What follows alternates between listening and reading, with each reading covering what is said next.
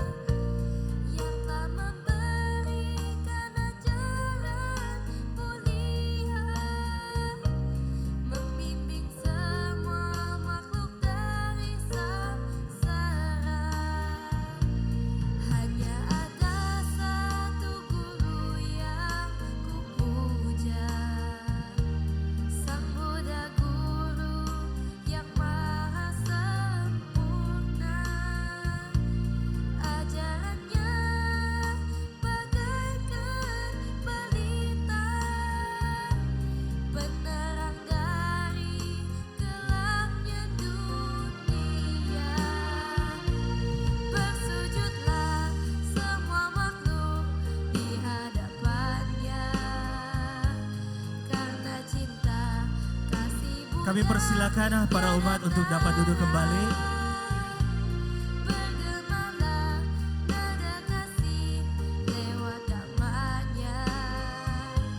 Semoga semua makhluk hidup berbahagia. Bapak Ibu para tamu undangan yang berbahagia telah hadir bersama-sama di tengah-tengah kita para Bhikkhu Sangga. Dan juga hadir Sekretaris Sangga Agung Indonesia, Wilayah Indonesia Timur, Yaya Badra Sunandawam Swatera, dan beserta seluruh jajaran anggota Sangga yang telah berkenan hadir bersama-sama di siang hari ini. Dan izinkan Bapak Ibu semua para anggota Sangga untuk saya membuka acara kita. Bante, mohon izin boleh saya berpantun Bante Dira? Saya tidak mau kalah viral sama Bante. Bapak Ibu, masyarakat Makassar boleh dibantu cakepnya ya. Pergi ke wihara bersama umat Buddha. Sebelumnya singgah membeli kopi aren. Selamat datang di perayaan 14 tahun Wihara Arama Mahabudha bersama Bante Dirapunyo yang keren. Yeay, kita tepuk tangan. Dan Bapak Ibu, saya akan mengundang moderator kita pada siang hari ini. Beliau adalah seorang dosen yang juga merupakan public speaking trainer and coach, juga merupakan penulis, penerjemah, dan penyunting. Dan tentunya beliau juga adalah seorang kreator konten edukasi Buddhis. Seorang profesional dalam bidang pengembangan sumber daya manusia dengan pengalaman lebih dari 20 tahun sebagai pendidik secara formal dan non-formal. Pendidikan beliau sudah melalui sarjana, magister pendidikan, dan juga doktor ilmu manajemen. Langsung saja kita sambut moderator kita, Dr. Hendra Lim, SS, MPD.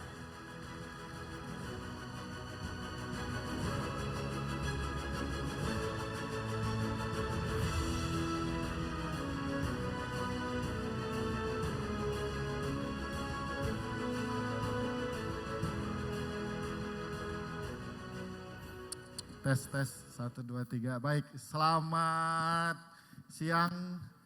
Namo Sanghyang Adi Budaya, Namo Buddhaya.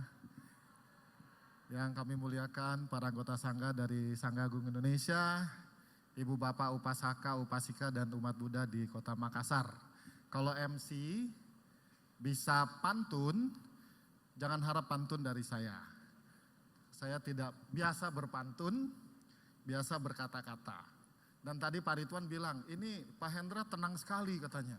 Beliau tidak tahu degap jantung saya. Kenapa? Anda semua lihat saya dan ketika saya maju ke sini, kalau Anda lihat fotonya sama aslinya beda, mohon maaf ya Bapak Ibu. Dari dulu memang demikianlah adanya. Ini para perempuan tahu ada sudut tertentu ketika Anda foto. Kalau kurang bagus, diapain fotonya? Edit apa delete? Ya, Anda tahu masing-masing. Jadi foto ini sudah cukup lama. Ini setelah sekian take ini yang paling bagus.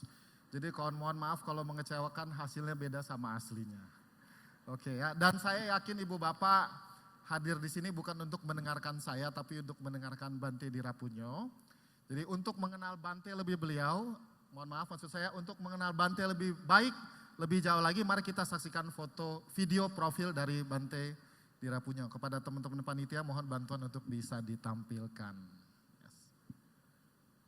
Bante Dirapunyo terlahir sebagai anak tunggal di Pati, Jawa Tengah. Ia memutuskan untuk menjadi samanera pada tahun 2010 dan ditabiskan oleh Yamanera Biku Anavilo di Indonesia Theravada Buddhi Center ITBC, Medan, Sumatera Utara. Selama kurang lebih 3 tahun belajar dan tinggal di Thailand, pada tahun 2014 beliau diupah sampada menjadi biku oleh Yamanera Biku Afudapanyo Mahathir. Beliau merupakan lulusan S1 Sekolah Tinggi Agama Buddha STAB Bodhidharma Medan. Lalu melanjutkan pendidikan S2 di Universitas Prima Indonesia Unpri. Seperti yang kita ketahui, selain menjadi pemuka agama, Bante Dira juga dikenal sebagai pribadi yang inspiratif, aktif dalam kegiatan-kegiatan perdamaian lintas agama, pembina dalam berbagai komunitas, dan sering menjadi pembicara di berbagai platform sosial media. Iya, baiklah Ibu Bapak, mari kita sambut Bante Dirapunyo. Pada Bante kami undang untuk hadir di tengah-tengah kita. Silakan Bante. Oh, mic-nya belum ada. Oke, silakan. Yes. Terima kasih. Oh, musik latarnya udah ganti. Tadi pada saat sambutan itu rasanya Damatok rasa Star Wars. Ini udah ganti, sudah lebih keren. Iya. Baik, Bante selamat datang di Makassar, katanya baru sekali datang ke sini. Di ruangan ini baru sekali, tapi kalau di Makassar luar udah berkali-kali. Oh, saya baru mau bilang, saya lebih sering datang dari dia, tapi ternyata beliau sudah berkali-kali. Terima kasih Bante atas kehadirannya. Baik Ibu Bapak, topik kita adalah mengapa kita atau saya berbeda. Sudah kelihatan pembicaranya beda.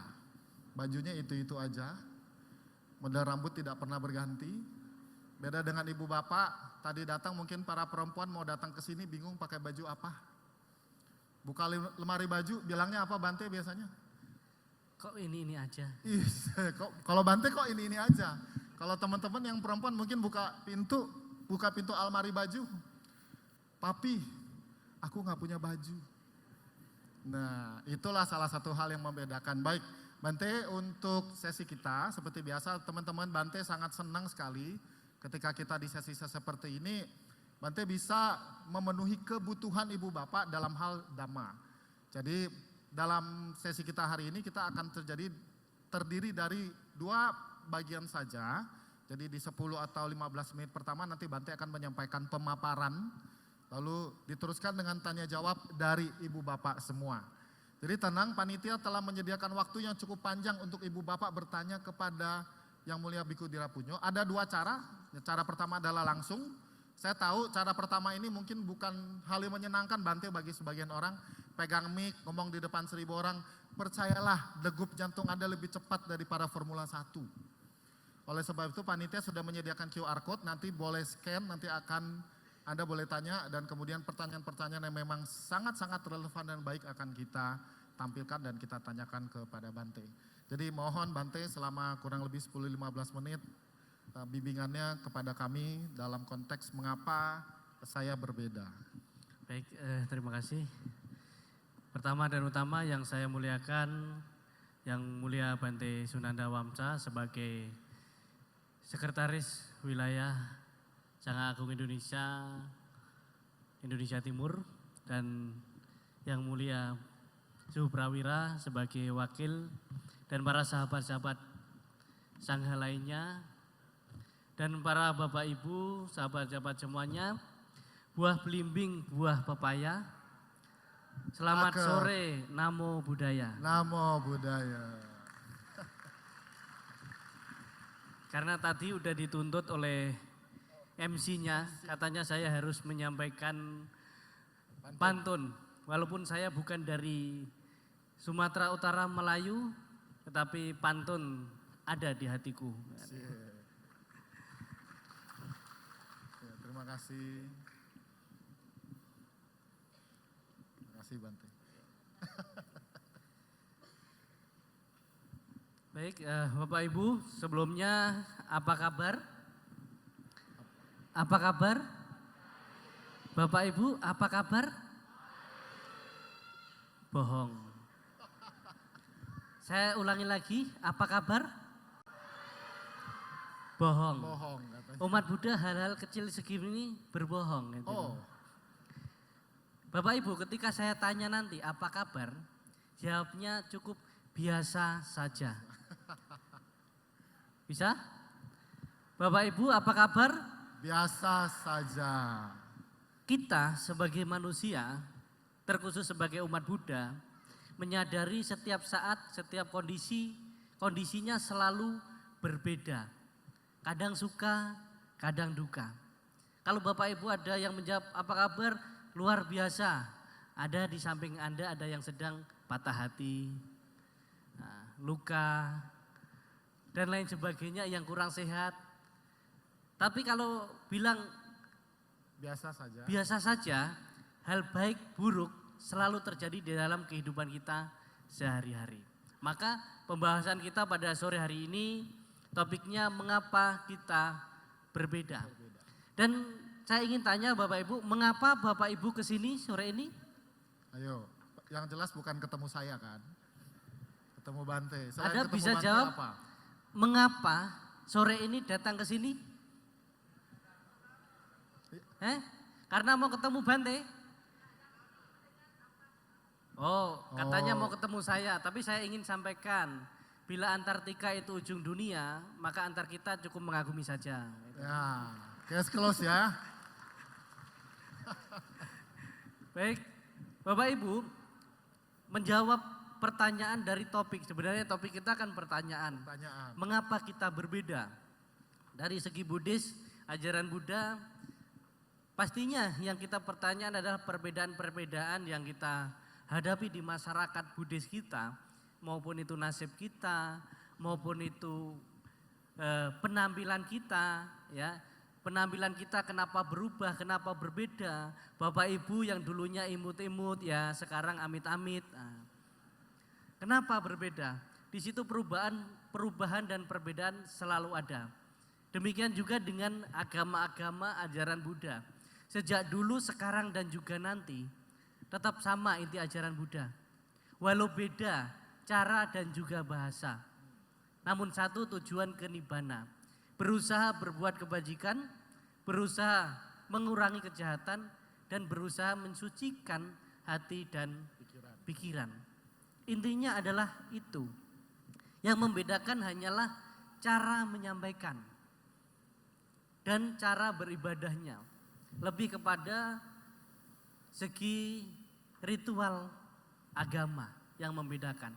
Maka dari itu kita hidup di masyarakat, apalagi saya yakin di Makassar ada banyak wihara misalnya Arama, wihara yang lain-lainnya juga. Pasti memiliki perbedaan-perbedaan cara beribadah, perbedaan-perbedaan cara buat acara dan lain sebagainya. Lantas jangan jadikan itu sebagai satu kebencian, penyebab kebencian. Tetapi mari kita bersama-sama dalam mempraktekkan Buddha Dhamma dan dalam mempraktekkan ajaran Buddha itu walaupun cara kita berbeda. Kalau kita memiliki ajaran-ajaran yang sama, kenapa kita lebih sering melihat yang berbeda? Memang kita sadari kita semuanya berbeda. Nah, Bu Hendra, mukanya imut-imut. Nah, kalau saya kan Gunawan, gundul tapi menawan. Berbeda. Nah, kalau saya ini, beliau kan, saya tahu sampai sekarang beliau belum berkeluarga. Belum saya, loh Bante. Belum ya? Sama kayak Bante belum. Belum berkeluarga. Belum. Nah kalau saya bukan belum berkeluarga, jadi Bante itu pilihan. Nah kalau beliau belum berkeluarga itu nasib. Belum ada yang milih Bante. Kalau di Makassar belum ada yang milih. Ya, tapi sering saya bilang, Indra kenapa belum nikah? Oh belum ada orang yang beruntung mendapatkan dia kan gitu. Bante di mana-mana suka promosi saya tapi selalu gagal. Nah, ya selain kita berbeda dalam hal pandangan Bapak Ibu, mari kita bersama-sama dalam hal kebaikan. Memang kita berbeda dalam hal kebenaran kadangkala, tetapi kita bisa bersama-sama dalam hal kebaikan. Karena ajaran Buddha, kita mengagungkan Dhamma, ketika kita menyebarkan, ketika kita membagikan dengan cara yang tidak sesuai dengan Dhamma atau adhamma, ya, dengan kebencian, kita mempraktekkan Dhamma tetapi di atas dasar kebencian atau balas dendam dengan yang lain misalnya, ini bisanya gitu aja, saya bisa yang lebih justru lebih baik, lebih hebat, justru di situ justru merusak kebajikan kita. Kita berbuat baik bukan supaya orang lain melihat kita orang baik. Kita berbuat baik bukan supaya kita terlihat baik, tetapi justru disitulah kita untuk membentuk diri kita menjadi orang yang baik dari diri kita sebelumnya. Maka dari itu kita sebagai umat Buddha, terkhusus kita berbeda dalam hal mungkin aliran, mungkin dalam hal tradisi kebudayaan, tapi kita punya satu sumber yaitu Dhamma, yaitu kebenaran. Seperti halnya samudra, satu rasa yaitu rasa asin. Walaupun dari sungai yang berbeda-beda, tetapi kita punya satu rasa yaitu rasa asin. Maka dari itu Bapak Ibu, persatuan di dalam praktek Dhamma, di dalam agama Buddha adalah salah satu sumber kebahagiaan dan mempermudah kita dalam mempraktekkan Dharma. Banyak sekali sekarang fenomena-fenomena, oh kamu umat wihara mana? Oh saya umat wihara sini. Oh ikut saya aja ke wihara ini lebih baik, lebih bagus. Baca paritanya lebih asli lagi, zaman Sang Buddha lagi kan. Nah bisa loh di-scan dan lain sebagainya. Kita mengajak pada kebaikan, tetapi dengan cara merendahkan kebaikan yang lainnya, itu justru merusak kebajikan kita sendiri. Maka ketika bertemu orang lain Bapak Ibu, kita mengenal perbedaan dan mengenal kesamaannya. Kenapa perbedaan dan kesamaan? Ketika kita mengenal perbedaan, maka kita akan menjaga perasaan orang lain. Mana yang boleh kita katakan dan mana yang tidak boleh kita katakan. Dan mencari kesamaannya untuk apa? Supaya kita bisa berjalan bersama-sama. Kalau bersama-sama lebih mudah, kenapa kita memilih untuk membenci? Karena kebencian tidak akan pernah berakhir bila dibalas dengan kebencian, tetapi kebencian selalu berakhir bila dibalas dengan cinta kasih atau kasih sayang. Maka satu ciri khas ajaran Buddha adalah kasih sayang. Bapak Ibu kalau mau disayang, kasih dulu. Betul kan Bu? Nah, kalau mau disayang berarti kasih dulu. Bapaknya kasih uang belanja lebih, nah pasti istrinya lebih sayang. Ini minta makan yang enak, uang belanja enggak nambah. Sorry lah ya. Nah, istilahnya seperti itu. Maka Bapak Ibu, kenapa kita berbeda? Karena kita sendiri kadang-kala yang membedakan. Yang membedakan, terlalu membedakan diri kita dengan yang di luar diri kita. Padahal kita punya kapasitas yang sama, yaitu mencapai kebahagiaan dengan cara membahagiakan orang lain. Ingat Bapak Ibu, kalau kita ingin bahagia, maka bahagiakan orang lain. Mencari kebahagiaan dengan landasan kebencian dan membuat orang lain menderita, sulit kita menemukannya. Karena kita sebagai manusia terlahir dari kedua orang yang saling mencintai, maka kita tumbuh sebagai manusia hendaknya selayaknya mengembangkan cinta itu sendiri. Berbicara tentang perbedaan, Bapak Ibu lihat ke kanan ke kiri saja sudah berbeda. Tetapi kita tahu kita berasal dari sama, yaitu kedua orang yang saling mencintai, dan kita tujuannya yang sama, yaitu pembebasan dan kebebasan secara bahagia. Mungkin itu pembukaan dari saya, karena selanjutnya kita lebih banyak Ngobrol ya. ngobrol, tanya Dengan Ibu jawab, Bapak, santai. ya. Terima kasih. Baik, terima kasih. Boleh kita beri apresiasi kepada Bante. Ya, terus terang Ibu Bapak, saya sering mendampingi para pembicara untuk menjadi moderator. Dan beliau adalah salah satu pembicara yang paling merepotkan saya. Karena habis ini saya mesti memilih mana yang bertanya ya. Biasanya kalau para biku yang lain, bikunya ceramah 30 menit, moderator santai. Iya, Ini karena nggak bisa. Karena saya tahu tugas saya gitu loh. Yang diundang moderatornya dapat gaji, bantenya enggak, dia lebih buat sedikit gitu. Jadi akhirnya karena itulah kami harus berbagi ya. Baik Ibu Bapak, jadi saya catat pakai tab saya. Saya punya tab Bante. Ya. 10 menit, tadi kita kasih waktu Bante 10 menit, 15 sampai 20, Bante hanya menggunakan 10. Satu benang merahnya Ibu Bapak adalah, perbedaan adalah keniscayaan. Ibu Bapak datang dari berbagai tempat, tradisi, aliran, wihara dan sebagainya, tetapi kita tetap perlu bersatu di dalam jalan Buddha Dharma. Hari ini kita sama-sama memperingati 14 tahun masa pengabdian wihara. Ya, jadi semoga ini bisa menjadi satu momentum supaya kita tetap bersatu di dalam kasih dan sayang. Oke, baik. Nah, inilah tugas yang paling sulit karena kalau saya bilang ada pertanyaan apa tidak, ada yang angkat tangan dan tidak saya pilih, kemudian saya dibenci. Saya mau mulai dari yang tengah dulu deh, yang paling gampang. Yang langsung di hadapan saya, orang pertama yang angkat tangan langsung kita, sebentar Pak, di tengah Pak, tengah. Tengah dulu ya. Baik, yang tengah silakan. Cepat dalam hitungan 5 sebelum kesempatannya diambil sebelah kanan tadi yang sudah sangat nafsu ingin bertanya. Ya. Siap. 1, 2, 3. Bentar Pak, bentar. 4, 5. Orang-orang di tengah itu penuh kasih memberikan kesempatan ke sebelah Ya. sini. Ya, sebentar. Baik, ini ada 2, ada yang baju putih dan Ibu Heni, silakan. Saya pikir 1, 2. Ya, yang baju putih dulu. Kemudian Ibu Heni silakan. Ini bukan KKN karena kebetulan kami satu grup di grup penulis. Kita mulai 2 dulu, habis itu nanti kita akan ke WhatsApp ya. Baik. Ya silakan. Kesini aja langsung. Yes. Iya boleh. Iya hati-hati jangan sampai mati di tempat ya. Iya. Boleh silakan. Ini apa ini? Tiket. Oh tiket. Ya silakan. Silakan. Pak tenang Pak, sabar Pak, sabar. Saya tahu Pak, ngomong di hadapan ribuan orang seperti ini jantungnya luar biasa kencang. Bapak napas.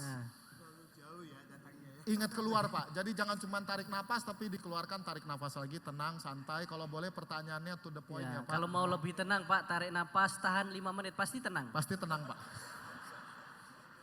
Oke silakan. Budaya semuanya. Namo Buddhaya. Ayo, Bante, saya hampir kena kanker Oh, sama stroke I beberapa see. lagi dulu. Oke, oke. Terus saya dulu agamanya beda, Oke. tapi dia masuk di Buddha. Ya, terima Untuk kasih. bisa bahagia hatiku selalu. Dulu kena karma banyak ya. Aku buruk banyak ya. Banyak karma Itu buruk ya. Karena saya kerjanya di kesehatan, dua profesi yang dua itu setelah aku kena kanker, kena stroke, lumpuh, karena saya harus tahu gimana bantu orang yang biasa, yang di depannya orang nggak bisa ya maaf, karena banyak orang pasien-pasien itu nggak bisa dapat kerja, ya, karena kena stroke, kanker, mau dapat kerjaan tempat kerjaan itu nggak bisa, ya. Itulah aku mau tanyakan masalah ini, kenapa saya berbeda. Oke. Saya dari Bali, datang ke Makassar. Aduh, terima kasih sekali. Khusus ini ya berarti ya Pak ya. Jadi kasih. 3 minggu di Bali, karena di sini ada Viara yang ajarin aku tentang Buddha. Iya. Ajarannya. Nah, karena itu saya mencarain, yang saya bertanya gimana buat hatiku lebih tenang, bahagia, terus bisa bantu orang lain dalam dimanapun. Gitu. Ya, terima kasih buat pertanyaannya Oke, terima Pak. kasih. Semuanya. Boleh. Oke, terima kasih Pak untuk sharingnya. Oh ya, Bante mau. Oh, langsung kasih buku ya, boleh. Ya. Ini buku saya yang sebelumnya, judulnya Sinantika. Silakan. Ya, ada yang fotoin dong, ada yang fotoin. Nah, Ko Joni tolong fotoin. Ini jauh-jauh Ya. dari Bali, ini Bali. Yes. Oh, kamera handphonenya ada? Ya, tolong Pak. Namanya siapa tadi katanya Pak? Nama saya Budi. Budi. Oh, sama voucher. Voucher Ya. belanja ya. Iya, silakan. Belanjanya di Makassar, datang ke Bali. Oke, terima kasih. Salah kebalik. Ya. Bante, monggo. Oke, terima kasih Pak Budi. Bagaimana kita supaya bisa bahagia dimanapun kita berada dan kita bisa berbuat baik Bapak Ibu. Pertama dan utama saya ingin sampaikan adalah kemanapun kita melangkah, tinggalkan jejak kebaikan dan kebenaran. Kita punya masa lalu, kita punya masa depan, tetapi yang terpenting adalah masa di sini sekarang saat ini. Seperti Pak Budi tadi, beliau menyadari punya masa lalu banyak karma buruk katanya, maka beliau mengalami kondisi kesehatan yang kurang sehat, tetapi sekarang sudah bisa dan bisa kembali normal lagi. Tentunya itu juga didasari dengan kebajikan beliau di masa lampau. Karma buruk juga ada, tetapi karma baiknya juga ada, dan saat ini sekarang beliau mengkondisikan karma baik itu berbuah, maka bisa pulih kembali. Bapak Ibu, siapapun yang dalam kondisi yang kurang tepat, kurang sehat, kita pertama dan utama adalah menyadari bahwa ini bagian dari hidup kita. Kesulitan yang sering kita alami ketika kita menghadapi penyakit dan lain sebagainya adalah tidak terima. Maka latihan yang pertama adalah menerima kondisi yang ada sebagaimana adanya. Itu adalah obat pertama. Yang kedua, menyadarkan dan sadar diri. Ingat Bapak Ibu, sering kita sakit dan lain sebagainya tetapi kita menyalahkan orang lain. Apalagi di Makassar pasti menyalahkan, wah ini karena saya banyak makan soto Makassar ini. Sotonya enak tapi disalahkan gitu. Nah, pertama tadi menerima, kedua adalah menyadari, tahu diri dan sadar diri bahwa ini juga bagian dari yang pernah saya lakukan. Semua penyakit kita, rasa tidak enak kita, semua disebabkan oleh diri kita sendiri. Kemudian yang ketiga, kita pertama tadi terima, kedua menyadari, menyadarkan diri dan tahu diri. Ketiga, terima, sadari, melangkah. Ketika kita udah tahu, kita harus melangkah. Ajaran Buddha tidak mengajarkan terima dan pasrah. Tetapi kita terima dan melangkah. Maksudnya gimana melangkah, Bante? Kalau tahu sakit, terima dulu, kemudian cari obat. Diobati. Memang semua bagian kita, karma kita, tetapi kita bisa mengobatinya. Dan kita harus yakin bahwa ini bisa kita selesaikan. Bapak Ibu, masalah hanya ada dua. Cara menghadapi masalah hanya ada dua. Yang pertama, kalau tahu masalah kita bisa kita selesaikan, nggak perlu mikir stres, selesaikan. Nanti juga selesai. Pasti selesai kan? Saya ulangi Bapak Ibu, masalah hanya bisa dihadapi dengan dua cara. Yang pertama, kalau tahu masalah itu bisa kita selesaikan, nggak usah stres, nggak usah pusing, nggak usah mikir banyak, selesaikan. Yang kedua, kalau tahu masalah itu nggak bisa diselesaikan, nggak usah dipikir, nggak usah stres, lewati. Ya kan? Penderitaan yang kita sengaja adalah udah tahu nggak bisa kita ubah, kita di situ saja. Itu. Dan kembali lagi ke pertanyaan bagaimana kita bisa tetap bahagia dimanapun dan kapanpun berada. Yang pertama, kemanapun engkau melangkah, tinggalkan jejak kebaikan dan kebenaran. Dan kita sebagai manusia setiap saat, setiap hari harus berusaha memanusiakan manusia lainnya dengan kita melakukan kebajikan kepada orang lain. Tetapi jangan harap orang lain selalu baik sama kita. Satu hal yang sering merusak kebahagiaan kita adalah ketika Bapak Ibu berbuat baik kepada orang, misalnya si A. Bapak Ibu berharap si A selalu baik sama kita. Enggak semudah itu, very good loh. Kita berbuat baik sama orang, yang baik tidak selalu orang yang kita bantu.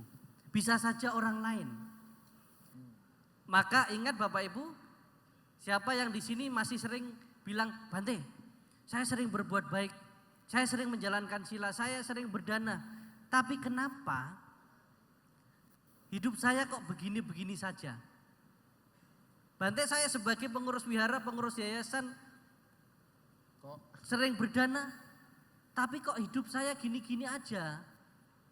Sedangkan Bante tetangga saya yang gak pernah ke wihara, gak pernah berbuat baik, gak jadi apa-apa, kok bisnisnya makin sukses, hidupnya makin bahagia, istrinya tambah satu.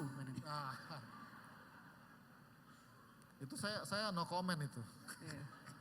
Ya kamu kan belum punya, kan? Sama kan? Sama Bante. Sekarang coba balik Bapak Ibu. Kita kan sering kenapa, betul? Ya. Sekarang balik. Untung saya sering berbuat baik. Untung saya menjalankan sila. Untung saya sering ke wihara. Kalau enggak, mungkin kondisi saya sekarang lebih buruk dari sekarang.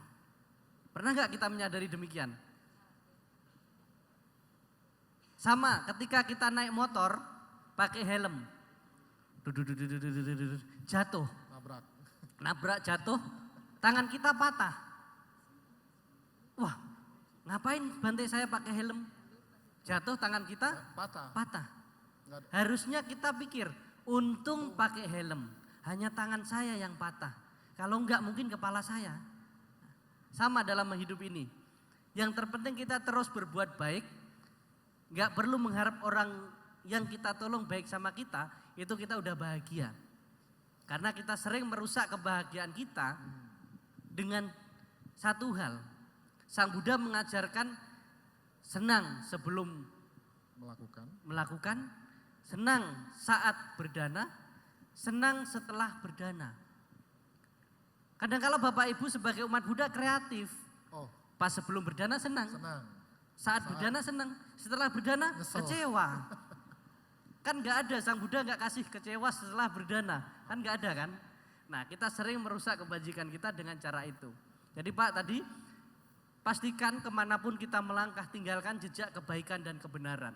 Yang kedua, dimanapun kita berada, kelahiran kita sebagai manusia harus bermanfaat bagi manusia lainnya, bukan memanfaatkan manusianya untuk kita bertahan hidup. Ingat, Kita terlahir sebagai manusia, harus bermanfaat bagi manusia lainnya. Bukan memanfaatkan manusia lainnya untuk kita bertahan hidup. Karena pencapaian kebahagiaan kita tidak bisa tercapai bila mana cara proses kehidupan kita menyebabkan penderitaan bagi makhluk lain. Ingat, jangan takut melangkah, yang terpenting langkahmu tidak menakutkan orang lain. Karena hidup ini adalah tentang perjalanan. Jalan cepat gak harus berlari, apalagi lari dari kenyataan. Ya, itu. Terima kasih. Terima kasih Bante. Iya. Baik, jadi kalau disimpulin, marilah kita memberikan manfaat, jangan memanfaatkan orang lain. Baik, terima kasih. Ya, kita masuk ke pertanyaan berikutnya. Silakan Ibu. Ini ya Bapak Ibu dalam mengajukan pertanyaan kita gunakan apresiasi waktu ya. Jadi kesempatan kepada teman-teman yang lain bisa. Budaya, bisa saya berpantun. Waduh, ya 1 menit Bu totalnya ya. Ya. Bukan pantunnya 1 menit ya, bukan. Silakan. Betapa indahnya bunga yang mekar. Cakep. Menambah indah, menambah nuansa, rasa di hati. Cakep. Dari Kendari ke Makassar. Jauh. Ya, jangan lupa singgah di Arama Makassar yang selalu di hati. Sip. Bertemu Bante Dirapura dan Kohendra Lim juga. Ya, Bu, sebentar. Ya. Jangan sampai nanti wihara ganti nama, Bu. Ya, diulang wihara Arama Maha Buddha. Ya, salah satu. Iya, terima kasih. Ya, oke, silakan pertanyaannya. Nama saya Heni Tunggele SSI, lahir di Makassar, domisili di Kendari. Oke. Ya, baik Bante. Begini. Silakan Senang bertanya saya, Bu. ya, Silakan. Senang rasa hati saya bisa bertemu kedua kalinya dengan Bante dan Kohendra Lim dulu di Jakarta ya. Begini Bante. Tadi kan Bante membahas kita semua berbeda. Ya. Ya, baik dari fisik apapun dan lain sebagainya ya. Dalam agama Buddha pun masing-masing cara beribadah Bante. Jadi pertanyaan saya Bante, bagaimana kita menyikapi perbedaan ini menjadi sesuatu yang indah Bante. Oke. Contohnya kan dalam kehidupan pria dan wanita berbeda. Dia bergabung dalam satu cinta, mempunyai anak dan menjadi indah. Cinta itu kan indah kan? Ya, cinta indah enggak? Indah. Tapi ini salah contohnya, Bu. Contohnya salah. Kenapa? Ya udah lanjut dulu lah ya. Tunggu. Terus jadi pertanyaan saya bagaimana, jadi kita jangan menimbulkan ego Bante Oke. ya. Bagaimana caranya tips-tipsnya dari Dhamma. Jangan sampai menimbulkan rasa ego. Jadi kita entah Oke. sama juga jari-jari tangan kan tidak sama, mulai pendek, semua beda. Tapi kita andaikan salah satunya hilang, jari kita kan tidak lengkap Bante. Sama Betul. mungkin dalam. Ya. Makanya saya menanyakan terus, jadi terus selanjutnya, Satu aja boleh nggak Bu? ya sama aja. Iya, soalnya nanti saya nggak dikontrak lagi sama panitia. Terima kasih ya. Jadi simple Bante bagaimana menanggapi apa perbedaan ya. Nah tugas saya hanya menyampaikan. Ya foto. Yes, aku minggir dulu lah. Oke, terima kasih. Ceheni boleh kembali ke tempat. Oke. Bante monggo. Terima kasih. Bagaimana kita menyikapi perbedaan itu untuk menjadikan hal yang membahagiakan bersama, terutama dalam hal cinta tadi ya. Kita terlahir 2 orang yang pria dan wanita dan dipersatukan, punya istri yang cantik, anak yang enggak, kalau Bapak Ibu itu katanya dia tadi punya anak yang cantik dan istri yang lucu-lucu. Nah, Terbalik. berarti kan bukan hanya satu tadi. Iya, bukan Bapak Ibu, plural dia. yang ingin saya katakan di sini kita sebagai umat Buddha memang dipersatukan oleh cinta dan kita punya pilihan. Umat Buddha boleh berkeluarga dan boleh tidak berkeluarga atau boleh untuk menjadi seorang samana pertapa. Karena kita hidup sebagai manusia tidak cukup hanya berkembang biak, tetapi perlu berkembang baik juga. Untuk berkembang biak dan baik mungkin tugas Bapak Ibu. Untuk tugas kita sebagai sangha berkembang baik dan mengembangkan agama Buddha, pengabdian diri. Kita hidup adalah pilihan. Bukan berarti kita menjadi biku meninggalkan keluarga, tidak. Tapi meninggalkan kehidupan berkeluarga. Sering orang bilang, Bante jadi biku berarti meninggalkan keluarganya. Enggak peduli lagi dan lain sebagainya. Tidak juga. Kita hanya meninggalkan kehidupan berkeluarga.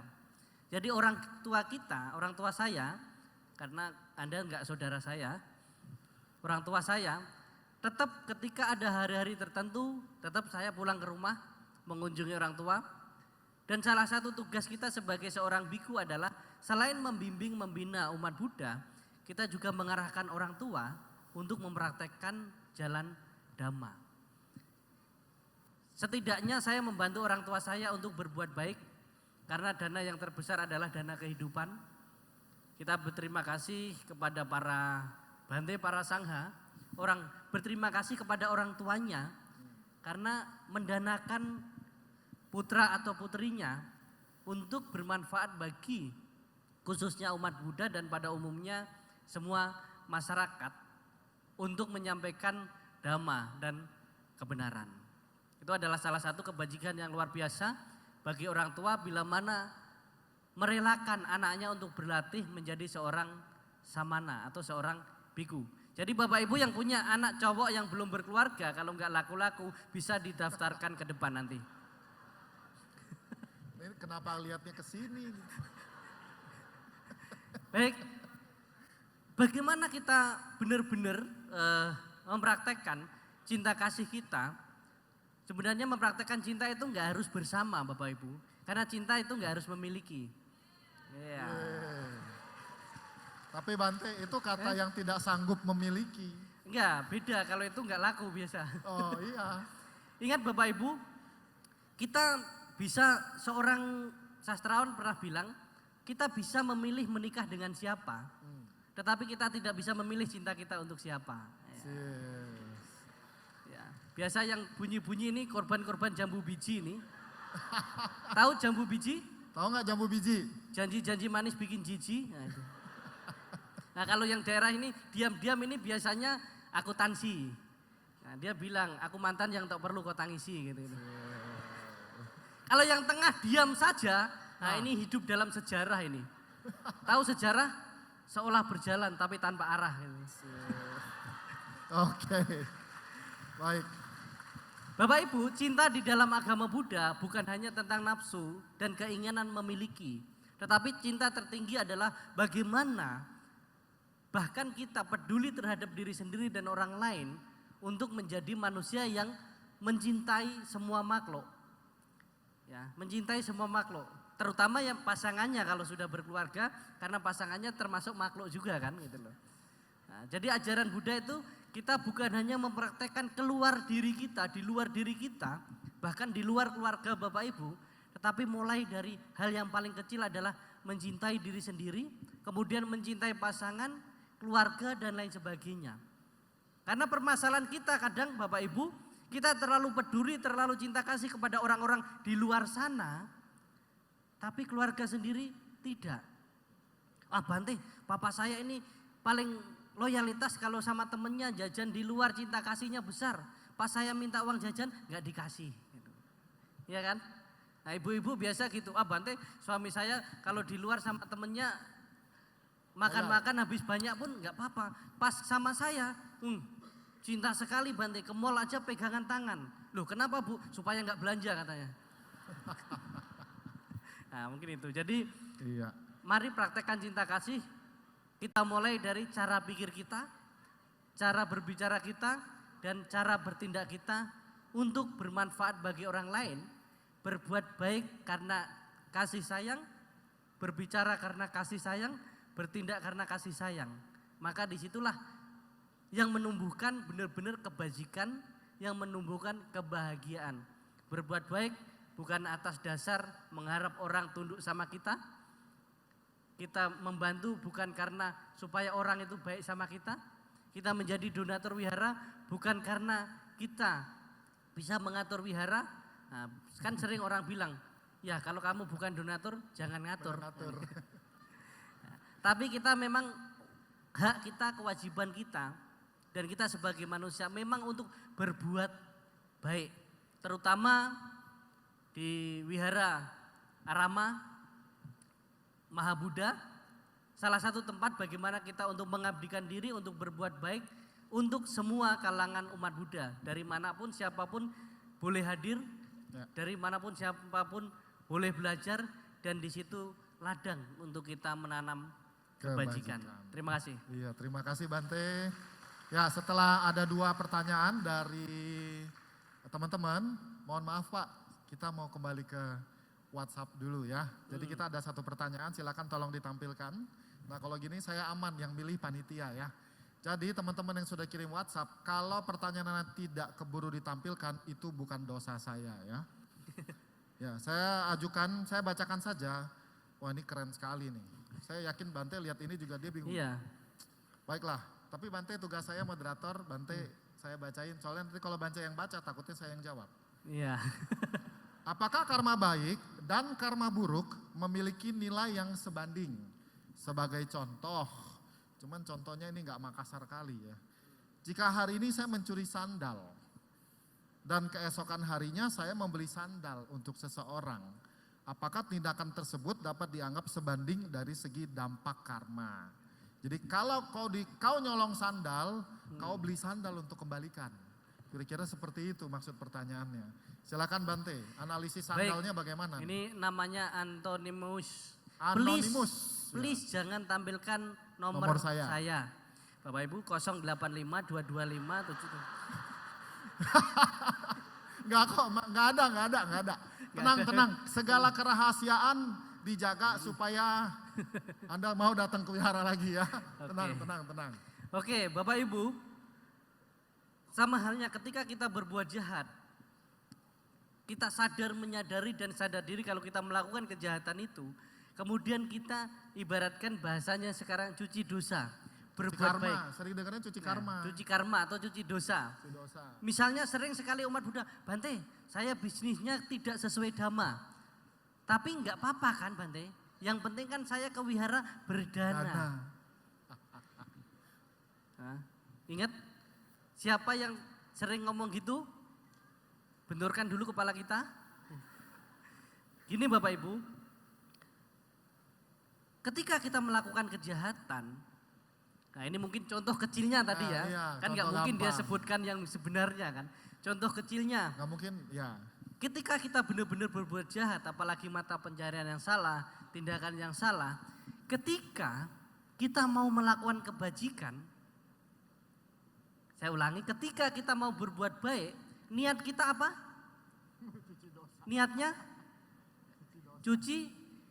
Bahkan ketika niat tidak tepat, tidak sesuai, itu tidak kebajikan, tapi hanya kegiatan sosial, Transaksi jadi. transaksi. Misalnya saya punya bisnis misalnya, yang tidak sesuai dhamma. Saya banyak-banyak nyumbang wihara supaya cuci dosa. Itu hanya kegiatan sosial karena niat kita saja sebenarnya bukan berbuat baik, bukan berkebajikan. Tetapi niat kita adalah untuk mencuci dosa-dosa kita. Padahal niat berdana tidak demikian. Nah, caranya aja sudah, dari motivasi kita berbuat baik aja udah berbeda Bapak Ibu. Itu ada kebajikannya tapi sangat kecil. Dan itu lebih banyak kegiatan sosial. Sosial saja gitu loh. Keburukan kita tetap berbuah karma buruk. Jadi karma itu tidak bisa hilang begitu saja. Karma buruk tetap berbuah, karma baik tetap berbuah. Kalau Bapak Ibu ada karma buruk dan banyak karma baik, apakah karma buruk itu langsung hilang? Tidak. Berbuah tetapi diperkecil. Bahkan efeknya sangat kecil sekali kalau kita ada karma baik, apalagi kita mengenal dhamma, hukum sebab akibat itu sendiri. Dalam hal kita menyadari dan dalam hal kita menyikapi ketika karma buruk kita berbuah, salah satu obat pertama dan utama adalah mengenal dan mengerti dhamma, terutama hukum karma, hukum sebab akibat. Seseorang yang mengenal hukum karma sebab akibat, ketika Misalnya, ketika saya sakit, saya menyadari bahwa penyakit yang saya alami saat ini adalah hasil dari karma buruk di masa lampau. Ini kita tidak terlalu menderita berlebihan, tidak terlalu menyalahkan orang lain berlebihan, menyadari. Nah, penderitaannya lebih kecil. Intinya dari pertanyaan ini adalah berbeda konsepnya. Ketika kita berbuat jahat dengan kesadaran penuh, kejahatannya ada, tapi pas beli sandal mau dikasihkan orang tetap kebajikan, tetapi berbeda kebajikannya. Bisa saja kebajikannya lebih kecil karena niat membantunya bukan niat benar-benar meringankan penderitaan orang lain, tetapi untuk bayar hutang istilahnya, bayar hutang. Sama halnya, wah Bante, saya sering ini umat Buddha beberapa saya temui, Bante, saya sekarang berbuat jahat kan gak apa-apa, mata pencarian yang banyak kan gak apa-apa. Nanti kalau saya mau mati Bante, saya buat surat wasiat anak saya suruh pelimpahan jasa banyak-banyak. Nah, kadang ada yang bilang gitu. Tidak selalu bisa. Karena kebajikan anak adalah kebajikan, ya kalau kita benar-benar punya kebajikan di masa lampau. Ingat, kelahiran kita di alam yang kurang bahagia, tidak semua bisa ditolong oleh sanak keluarga kalau kita tidak punya karma baik sebelumnya. Saya ulangi lagi Bapak Ibu, kita ketika terlahir di alam yang kurang bahagia atau alam menderita, kita berharapkan keluarga kita nantinya membantu dengan pelimpahan jasa misalnya, cautu misalnya. Tidak selalu benar-benar bisa membantu kita yang sudah meninggal terlahir di alam rendah kalau kita nggak ada kebajikan sendiri. Jadi Bapak Ibu sembahyang kirim doa ke orang tua itu adalah untuk membuat karma baik orang tua juga berbuah. Hanya mengkondisikan mereka turut berbahagia, yang membuat mereka bahagia itu adalah karma baik mereka. Kita hanya mengkondisikan, hanya pemantik. Kalau mereka nggak punya bahan bakar, nggak nyala. Nah, gitu loh. Tetapi kalau Bapak Ibu punya bahan bakar, banyak bahan bakarnya, terlahir di alam rendah hanya kecil, nggak perlu dinyalakan pun menyala abangku kan gitu. Mungkin itu. Iya, oke. Baik, terima kasih Bante. Jadi sudah sangat jelas, memang tidak bisa dihindari. Saya baru sadar loh, benar. Omongan Bante itu menyadarkan saya akan satu hal yang saya lakukan dengan tujuannya itu Bante. Apa itu? Cuci karma. Ya. Jadi ceritanya dulu itu waktu saya pegang cetia, itu uang-uang yang suka terima uang belanjaan itu kecampur-campur sama uang pribadi.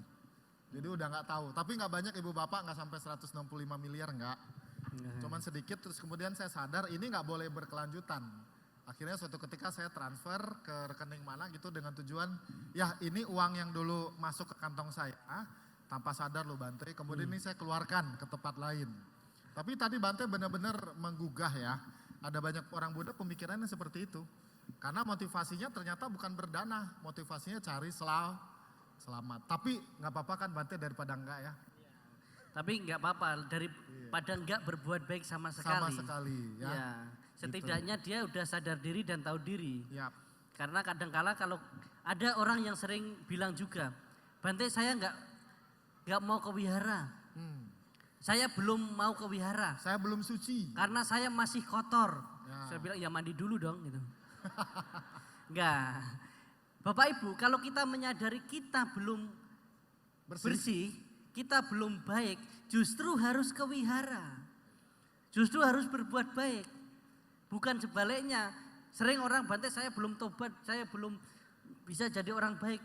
Tapi kita nggak berbuat baik sama sekali gitu loh. Itu bodoh itu ya. Nah, itu kebodohan yang disengaja karena kita sadar kita belum baik, tapi kita nggak berbuat baik. Justru kalau tahu kita belum baik, belum bersih, maka kita berusaha untuk berubah, menciptakan sebab-sebab supaya kita bisa berubah. Gini tuh. Iya. Oke, baiklah. Boleh kita beri aplaus buat kita semua. Terima kasih. Baik, kita sudah menjawab 2 pertanyaan langsung dan 1 dari floor. Bante, berikutnya kita istirahat dulu sejenak. Nanti ada penampilan dari teman-teman. Baru kali ini saya ikut acara Buddhis ada bandnya. Biasa paling keren -1, ini lengkap Bante. Mereka sudah berlatih 7 hari 7 malam 7 purnama ya. Mari kita beri aplaus, saya kembalikan kepada teman-teman ya. Kita turun dulu ke Kita bawah turun Bante. dulu. Ya, terima Terima kasih. Yes. Beri aplaus dulu buat band, nggak tahu band apa. Yang penting semangat. Bante, saya jadi ingat, saya dulu juga ikut band. Bapak Buyu lihat kabel-kabel di situ. Nah, itu tugas saya. Ya, jangan salah loh. Ya, ini orang-orang sound system, kalau nggak ada kabelnya nggak kedengeran. Dan ada teman-teman dari yang di belakang, kita beri aplaus dulu buat teman-teman teknis ya. Luar biasa. Saya berasa ikut konser Taylor Swift. Cuman yang ini versi lokal. Tapi nggak apa-apa, tetap suaranya. Udah Bante udah ada jadi malu. Baiklah. Bante aku sih yes. Bante yes. Yes ya. Baik, lumayan juga teman-teman menghibur jadi kamu bisa ke toilet dulu ya. Baik, kita akan mulai pertanyaan langsung. Saya paham sekali orang-orang di pojok sebelah kiri mungkin merasa terzolimi. Jadi yang paling sebelah itu silakan kalau ada yang mau bertanya angkat tangan. Yang paling pojok, deretan pojok.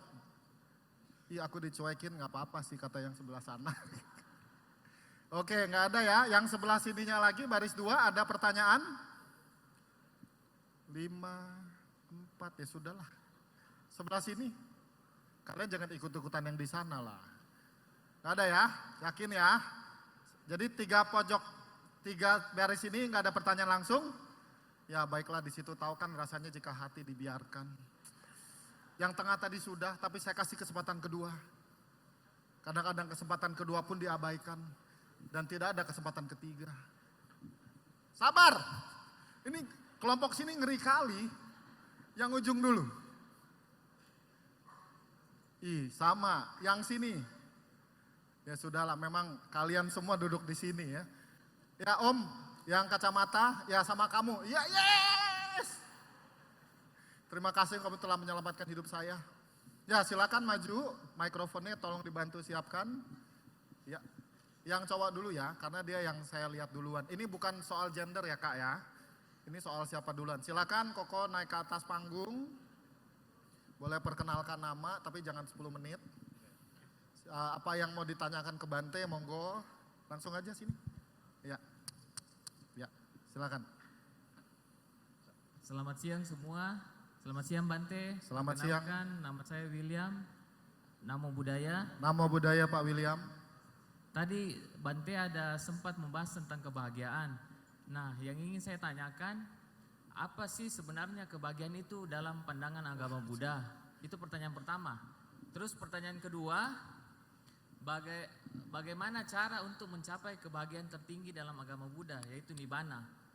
Terus pertanyaan ketiga dan keempat ini bersifat personal. Enggak, Koko boleh milih, dari 4 itu pilih 2 aja.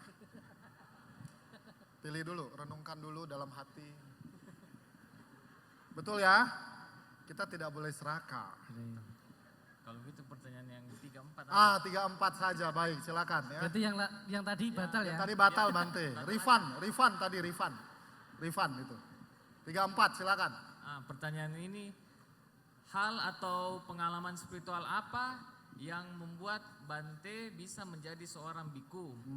Itu pertanyaan ini pertama. Oke. Yang kedua, Ya. hal atau kejadian apa yang paling berkesan selama Bante menjadi seorang biku? Oke. Itu. Nah, Oke. Bante selamat dari 2 pertanyaan pertama karena susah Bante. Koko mau di sini apa di? Oh ya, mau dikasih hadiah dulu. Tadi ada apresiasi dari panitia, monggo. Buku sama voucher belanja ya. Ya. Mau foto Foto dulu. dulu? Foto dulu, siap. Panitia bisa buka booth difotoin. Oke, nanti fotonya ditebus di panitia ya. Oke, terima kasih kok. Ya, ini aku nyasar dari tadi. Bante monggo, ini pertanyaannya gampang kok. Apa yang membuat pengalaman spiritual, apa yang memutuskan beliau menjadi biku dan pengalaman yang paling mengesankan? Bante jangan bilang hari ini ya. Oke, pertama Bapak punya kuota nggak ya? Apa? Yang tanya tadi, Punya kuota nggak HP-nya? Kota. Nah. Oh, saya dengarnya otak, salah. Kuota, ya kuota Kuota. Pak, kota. Nah, aplikasi YouTube ada nggak Pak? Ada aplikasi YouTube ya. Harusnya ketik di YouTube ada itu jawabannya. Oh. Ya, tapi Baik, jawab. kita ke penanya berikutnya kalau gitu. Jangan, nanti kasihan ya. Baik, pertama dan utama justru saya nggak ada kejadian spiritual apapun sebelum menjadi biku. Sebelum jadi samanera. Karena saya menjadi samanera pun jebakan. Nggak ada niat, apalagi cita-cita. Jadi Bapak Ibu, saya menjadi samanera itu ketika lulus sekolah SMP. Jadi waktu lulus SMP waktu itu umur saya 15 tahun. Waktu itu sekolah SMP saya sudah di luar kota, di luar daerah. Dari lulus SD saya udah keluar dari rumah, tapi bukan karena diusir ya. Tapi sekolah di luar kota. Nah, selesai SMP, dulu orang daerah itu pantang pulang sebelum sukses gitu. Maka setelah lulus SMP saya pergi waktu itu dari Pulau Jawa ke Pulau Sumatera. Pergi tidak ada tujuan yang jelas, yang terpenting saya pergi dulu. Di sana nanti mau sekolah atau mau ngapain, mau kerja, mau sekolah, terserah, yang penting pergi dulu. Nah, pesan orang tua, karena ada salah satu Bante yang ngajak saya ke Sumatera waktu itu, pesan orang tua adalah kamu nanti ke sana ikut Bante, yang penting ikut aja. Apapun yang Bante suruh, iya kan, bilang iya, ikut saja yang penting. Bapak Ibu mungkin pernah ikut orang, yang penting ngikut aja, nurut saja. Nah pas di Medan, waktu itu ada program Pak Baja Samanera, kebetulan Bantenya tanya, kamu mau jadi Samanera? Iya. Jujur waktu itu saya nggak tahu apa itu Samanera, nggak tahu. Apa itu Bante, nggak tahu, yang penting iya saja. Karena saya ingat pesan orang tua saya, ikut saja, iya saja. Nah berjalan satu bulan, 1 tahun, waktu itu ditawari untuk sekolah, apakah kamu mau sekolah? Sekolah boleh nggak pakai jubah? Ya, karena waktu itu, waktu 1 tahun menjadi samanera itu waktu sedang jatuh cintanya dengan pakaiannya, dengan kenyamanan. Tetapi kenyamanan yang membuat aman, karena Bapak Ibu dalam kehidupan ini tidak semua yang membuat Bapak Ibu nyaman membuat aman. Tetapi saya tahu waktu itu kenyamanan yang saya rasakan membuat saya aman. Maka saya tanya, apakah sekolah SMA boleh pakai jubah? Mana bisa? Ya nggak boleh. Oke, kalau gitu saya tetap jadi samanera. Singkat cerita, 1 tahun, 2 tahun, 3 tahun, sampai 5 tahun. Karena untuk menjadi seorang biku harus 20 tahun. Usianya harus 20 tahun. Maka saya nunggu 5 tahun baru bisa jadi biku. Nah itu kalau sebelum menjadi biku nggak ada. Ingat Bapak, saya jadi biku bukan karena patah hati. Karena banyak, jadi Bante lah kalau patah hati. Atau sesuatu masalah dalam hidup patah hati. Nah, banyak juga ai-ai, aci-aci lain sebagainya, atau ibu-ibu yang punya anak, kasih tahu anaknya, jangan sering-sering ke wihara. Nanti kamu jadi suhu katanya. Ada ibu yang pernah bilang gitu ke anaknya? Ada? Ada? Gak berani jujur lah ya. Ada yang sampai sekarang ada yang gak kasih anaknya sering-sering ke wihara, nanti takut anaknya jadi suhu, jadi Bante. Yang sering-sering bilang gitu Bapak Ibu, hati-hati. Karena rata-rata yang jadi biku, yang jadi Bante, yang jarang ke wihara. Real terjadi. Yang jarang ke wihara, yang dulu nggak baik-baik saja, itu justru malah sering yang jadi Bante. Kok bisa, kenapa Bante? Poin yang penting.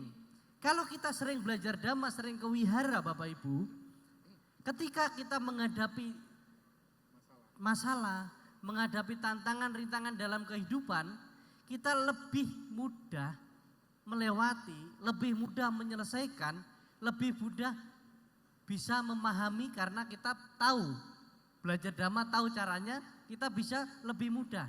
Nah, kalau nggak pernah ke wihara sama sekali, putus cinta saja, susah move on, susah menghadapi, terakhir cari Bante, curhat, disuruh latihan, jadi Bante. Nah, maka Bapak Ibu yang di sini lagi patah hati, boleh jadi Bante aja. Jadi tadi nggak ada pengalaman spiritual sebelum jadi Bante. Kemudian pertanyaan yang kedua. Yang kedua itu soal pengalaman yang paling mengesankan ya selama menjadi anggota sangga. Pengalaman yang paling mengesankan setiap hari adalah pengalaman yang paling mengesankan ketika saya bermanfaat bagi orang lain. Jadi saya sebagai biku, saya berusaha karena saya yakin kehidupan ini tidak cukup kita hanya berkembang biak, tapi berkembang baik. Karena saya tahu diri dan sadar diri, nggak bisa berkembang biak, maka saya terus berkembang baik.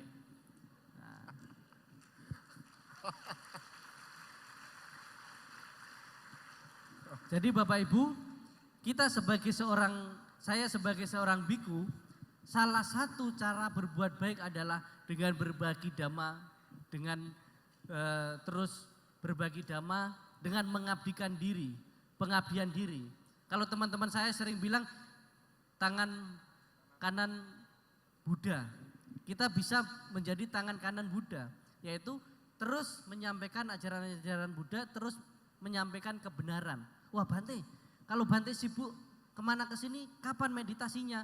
Meditasi enggak saya selfie, enggak saya upload, enggak saya live streaming.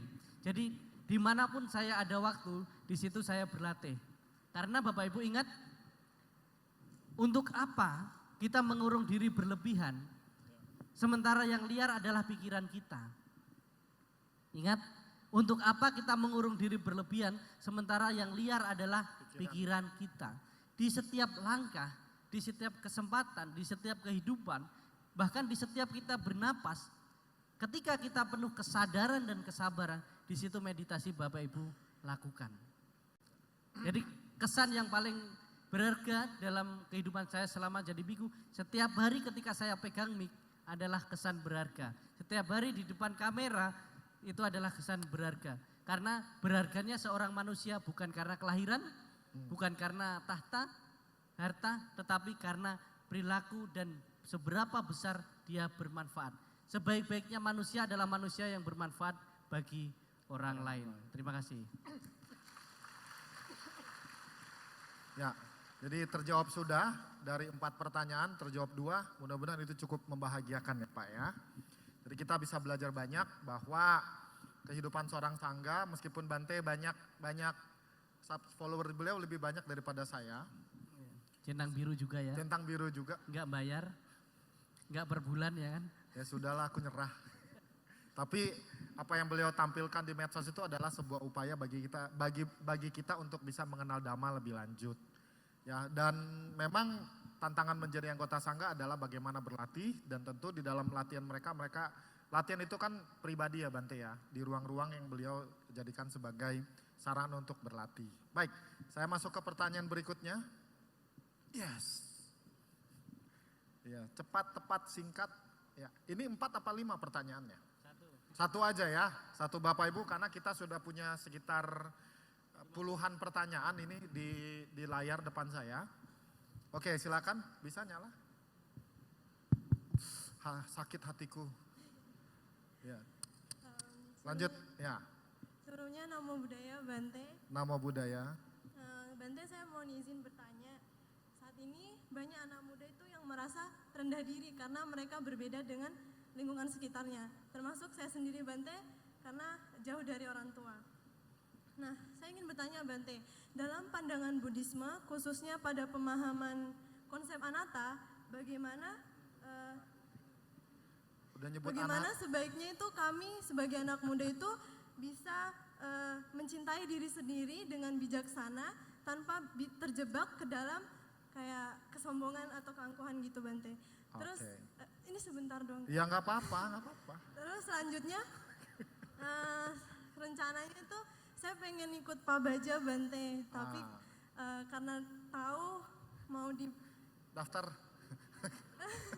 Mau di itu diapain? dibotakan Bante. Heeh. Terus bagaimana tips and triknya itu biar kita bisa pede Bante? Karena kebetulan setelah di Pabaja itu aku mau masuk kuliah Bante, kan ketemu banyak orang gitu. Oke. Terima kasih Bante. Terima kasih. Cocok. Mengapa saya berbeda?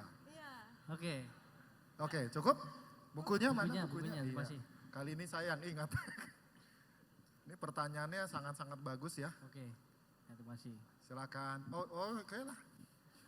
Ya.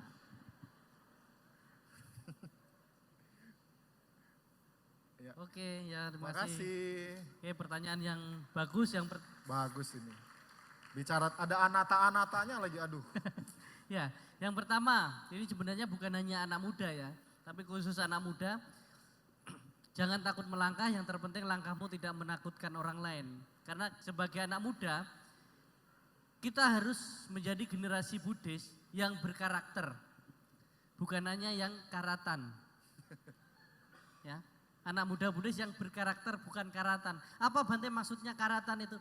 Karatan itu kita kadang merusak diri sendiri dan merusak orang lain. Jadilah pemuda Buddhis itu yang penggerak, bukan penggertak. Jangan banyak protes, tapi tidak berproses. Gitu loh. Jadilah anak muda yang pengais, mencari hal-hal baru, menciptakan hal baru. Bukan hanya anak muda yang pewaris, ngikut saja. Gitu loh. Maka bagaimana ya kita supaya bisa, apa namanya tadi, untuk tetap mencintai diri sendiri tetapi tidak tinggi hati. Oke, mencintai diri sendiri tidak tinggi hati di banyaknya gemburan generasi muda saat ini. Ya, saya lihat-lihat di sini gemburan anak muda, tantangan anak muda, selain bercinta beda keyakinan, ya sering terjadi di kalangan anak muda. Kadangkala kalau rendah diri di tempat ini, dia akan mencari tempat lain karena lebih membuat dirinya lebih tinggi. Tapi ingat, kamu dibuat lebih tinggi, kamu tidak selalu lebih bermakna dari sekarang. Saya kadang heran, kenapa di Makassar sebanyak ini generasi muda, cowok gandeng-gandeng, cewek cantik-cantik, tapi kamu mencari di luar sana yang berbeda kan itu. Hanya karena melihat keluar menarik. Nah, tapi kamu nggak sadar bahwa kamu sedang ditarik kan. Kadangkala yang bermakna itu tersembunyi. Nah, memang jodoh itu nggak kemana-mana. Tapi kalau kamu nggak kemana-mana, gimana kamu dapat jodoh kan gitu? Catat itu ya. Iya, memang anak-anak muda sekarang bagaimana supaya kita nggak rendah hati, tapi kita berusaha nggak lebih-lebihan. Terutama dari konsep anatta, ini bukan milikku, ini bukan punya aku, apalagi badan jasmani. Tetapi ingat, selagi jasmani badan milik yang kita pakai ini sekarang masih kita pakai, rawatlah. Kadang ada anak muda, oh Bante kita kan nggak boleh mempercantik diri, nggak boleh ini, nggak boleh itu. Nah pas ditinggal suaminya baru nangis-nangis kan. Karena ada yang lebih menarik di luar sana. Nah, tuh. Ingat, anatta, konsep anatta tidak ada aku. Ini adalah konsep yang mendalam, bukan hanya sebatas tidak merawat diri. Salah satu bagaimana kita mencintai diri sendiri adalah merawat diri kita. Tapi tidak menjadi kebencian atau menjadi ego untuk orang lain. Kadang kan ada yang bilang, Bante, balas dendam terbaik adalah kita menjadi lebih baik dari orang lain. Bukan. Tetapi kita menjadi lebih baik dari diri kita sebelumnya. Tapi itu bukan untuk balas dendam juga. Tapi untuk bagaimana benar-benar membangun kualitas diri kita. Jadi kita sebagai anak muda, teruslah untuk berjuang. Karena kita punya masa depan yang panjang. Kita boleh beraspirasi, boleh bercita-cita. Tetapi kita harus siap, tidak semua cita-cita dan aspirasi kita harus sesuai dengan yang kita inginkan. Yang terpenting kita terus berusaha, terus berjuang. Karena tadi sesuai lagu, kita dari karma kita sendiri, terlahir dari karma kita sendiri, terbentuk oleh karma kita sendiri. Baik buruk karma yang kita lakukan di saat ini adalah seperti apa yang kita lakukan. Apalagi sebagai anak muda. Dan kita tidak tinggi diri, ego. Terus bagaimana ketika kita membangun diri kita, ketika kita bisa lebih tinggi, Justru di situ kita membuat diri kita semakin berkualitas, jangan merusak dengan kesombongan kita sendiri. Ya. Jangan merasa rendah diri karena setiap orang punya kualitas diri masing-masing, bawaan dari karma masing-masing, dan tempahan dari karma kita sekarang, kehendak kita sekarang. Jadi karma itu ada dua, yang pertama hasil masa lampau dan niat saat ini. Jadi karma itu tidak selalu yang dari lalu, tapi kita mau berbuat itu adalah karma. Nah, kita harus melakukan sesuatu itu juga karma. Itu, bisa dipahami ya. Kemudian yang kedua, nanti saya nanti kan Pak Baja, saya kan harus dicukur, ya, gundul, ya kan bisa beli wig, pakai wig, gitu. Kalau memang nggak pede, lah kalau memang kita tidak berambut, kenapa nggak pede gitu loh? Yang memang beginilah kondisi kehidupan saya. Justru kita harus pede. Rambut saya dicukur gundul itu karena saya baru dari pelatihan. Nah, baru dari pelatihan yang justru malah kita bisa membanggakan apa yang kita latih tadi, tapi bukan menjadi kesombongan ya. Membanggakan bahwa tampil apa adanya. Nah, jadi gundul itu tidak selalu buruk kok. Kamu lihat ke sini kan? Ya. Kamu datang ke sini aja karena orang gundul kan? Enggak selalu seperti itu. Justru disitulah kesempatan kita kadangkala menjelaskan kepada orang lain bahwa oh di agama saya ada pelatihan namanya Babaja. Saya baru habis Babaja, saya latihan Babaja. Nah yang perlu kamu lakukan bukan rendah hati, bukan rendah diri, bukan kita justru malah malu. Tetapi kamu harus menunjukkan bahwa ada perubahan yang lebih baik setelah saya latihan. Ingat, ketika kita habis Babaja latihan, tunjukkan ada perubahan yang lebih baik. Bukan ego, nah, tapi perubahan yang lebih baik di dalam kehidupan kita sehari-hari. Bawalah latihan kamu nantinya, hasilnya ke dalam kehidupan keseharian. Pas kamu kuliah dan lain sebagainya, bisa kamu praktekkan mungkin kesabarannya, mungkin kedisiplinannya dan lain sebagainya. Ingat, jangan takut tampil berbeda, walaupun kadangkala orang tidak suka kita. Saya ingin sampaikan kepada anak muda, ini untuk hal yang positif.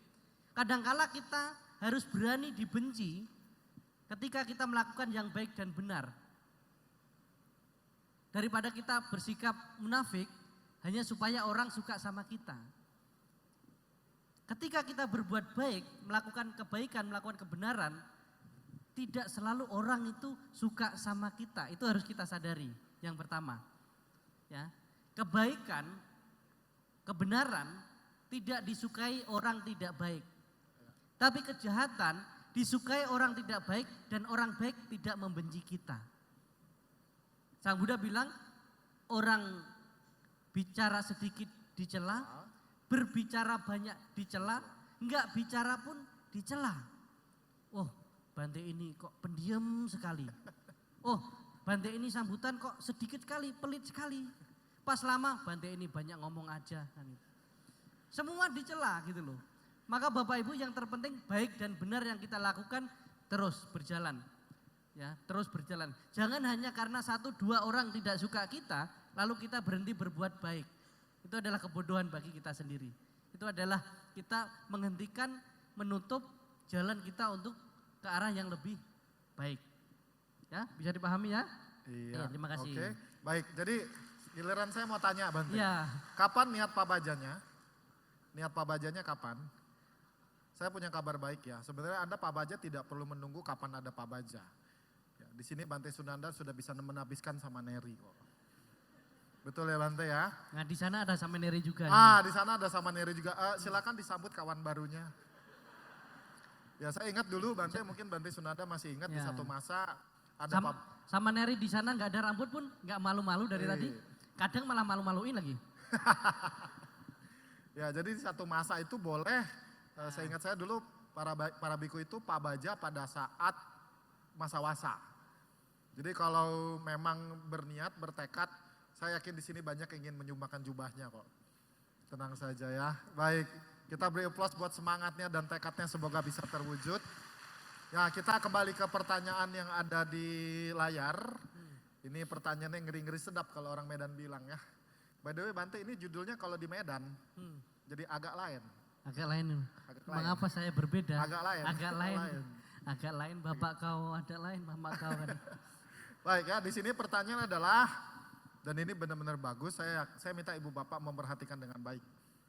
Bagaimana cara tetap hidup tenang dalam Buddhis, walaupun lagi diterpa banyaknya badai masalah kehidupan. Ini kalau kita analisis dari sudut pasar leksikal Bante, sudah badai, masalah, banyak, lengkap penderitaannya ini.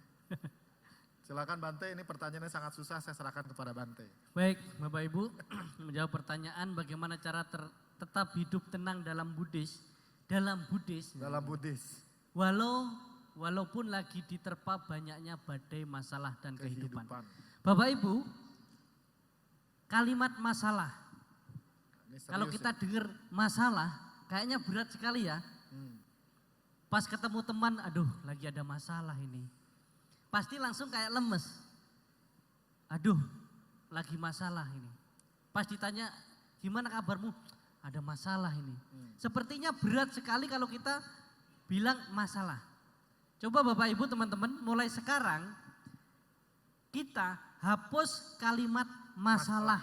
Kata masalah dihapus. Kata masalah kita hapus, ganti tantangan dan rintangan. Oke, saya ulangi. Kalimat masalah kita hapus, kita jadikan tantangan dan rintangan. Ada lagunya itu, tantangan, rintangan, menghadang, gerasakti. Bapak Ibu, tantangan dan rintangan. Saya ingin tanya, siapa di sini yang nggak main game? Angkat tangan. Saya nggak main. Yang nggak main game ya? Yang nggak main game, ada? Game online maksudnya Bante ya? PUBG, Game apapun itu yang nggak main apapun. game. Ya, yang angkat tangan biasa nggak main game, tapi mempermainkan kehidupan orang lain. Nggak. Game of life. Gini Bapak Ibu, hidup itu seperti main game. Oke. Kalau kita mau naik level, Ya. kita harus berani melewati tantangan dan rintangan. Nah, yang bahasanya tadi masalah. Ketika Bapak Ibu main game, dari level 1 mau naik level 2, pasti kita merasa awalnya, oh berat ini. Tapi kita lewati enggak? Lewati. Kita melewati, kita menghadapi dengan bahagia, dengan semangat. Maka kita bisa naik level. Pas mau naik lagi, lewati lagi tantangan dan rintangan itu. Begitu juga kehidupan Bapak Ibu. Waktu kecil, untuk berjalan saja, belajar jalan saja, kita harus jatuh bangun, terus. Apakah kita bangkit lagi? Bangkit. Coba kalau kita dulu jatuh bangun mengejarmu kan gitu. Aduh. Ada lagunya itu. Ada ya. Jatuh bangun aku mengejar. Nah, kelihatan udah tua ini. Ketahuan dari judul lagunya. Lagu lama karena ya. Kalau kita nggak mau melewati tantangan rintangan, mustahil Bapak Ibu sekarang bisa duduk di sini.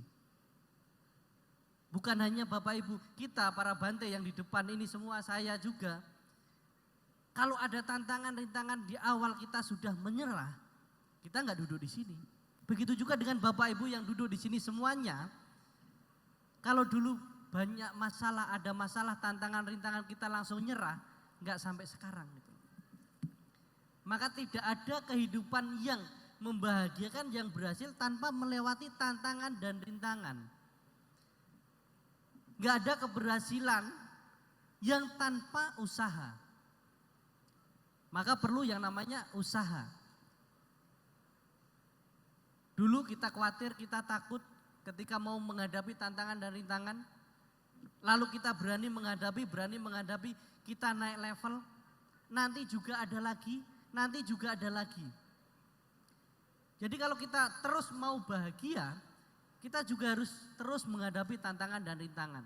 Bapak Ibu dulu bilang, Bante, saya bahagia nanti kalau sudah punya istri atau punya suami. Maka Bapak Ibu harus cari suami atau cari istri. Yang penting gak istri orang, ya kan? Pas sudah punya, Bante kayaknya saya akan bahagia kalau sudah punya anak. Pas sudah punya anak, Bante kayaknya saya bahagia kalau sudah punya menantu. Terus sampai sekarang. Kita juga harus, Bante kayaknya kalau saya bahagia nanti ketika saya meninggal nanti begini dan lain sebagainya. Tentunya kita melewati tantangan dan rintangan. Intinya adalah hidup seperti main game. Kalau kita mau finish yang membahagiakan, kita harus berani, kita harus bisa, harus mau melewati tantangan dan rintangan dengan semangat. Hidup ini kalau nggak ada tantangan, nggak ada rintangan, membosankan. Bahkan kalau nggak ada masalah kayak, ayo buat masalah aja gitu loh. Intinya kalau kita nggak pernah menghadapi tantangan dan rintangan, kita nggak sekuat ini. Kadangkala kita harus berterima kasih kepada orang yang membenci kita, berterima kasih kepada orang yang pernah merendahkan kita, berterima kasih kepada orang-orang yang pernah mencela kita. Karena mereka kita bisa sekuat sekarang.